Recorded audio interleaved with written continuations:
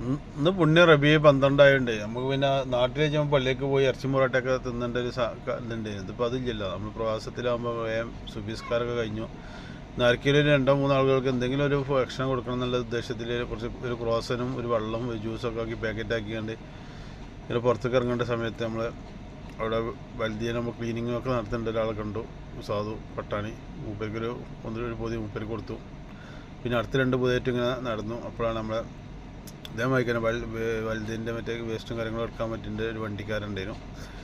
2 ആൾ പാകിസ്ഥാനികൾ, ഒരാൾ മലയാളിയാണ് സംശയമുണ്ട്. ഏതായാലും അൽഹംദുലില്ലാ നമുക്ക് 2 പൊതിയിൽ ഒരു പൊതി 2 ആൾക്ക് ഓരോന്ന് പൊതി കൊടുത്തു.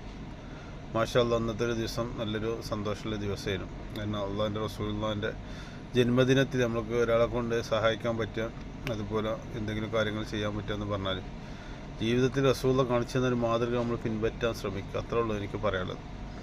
ഇത് നമ്മൾ പക്ഷിജാതികൾക്ക് ഒരു വെള്ളം കുടിക്കാനുള്ളൊരു പാത്രം, അതിൽ വെള്ളം വറ്റിക്കെടുക്കുന്നുണ്ട്. അപ്പോൾ ഇൻഷാ അല്ലാഹ് അതിൽ വെള്ളമൊക്കെ ഒഴിച്ചു കൊടുത്തു. ഏതായാലും നമ്മുടെ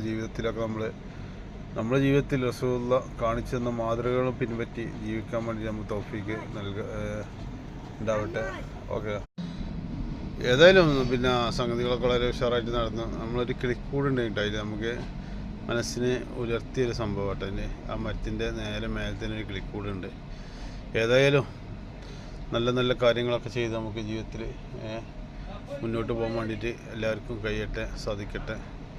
നമ്മൾ ചെയ്യുന്ന കാര്യങ്ങളൊക്കെ അദ്ദേഹം സ്വീകരിക്കട്ടെ. ഓക്കെ, അസ്സലാമു അലൈക്കും. എല്ലാവർക്കും ഒരു നബിദിന ആശംസകൾ.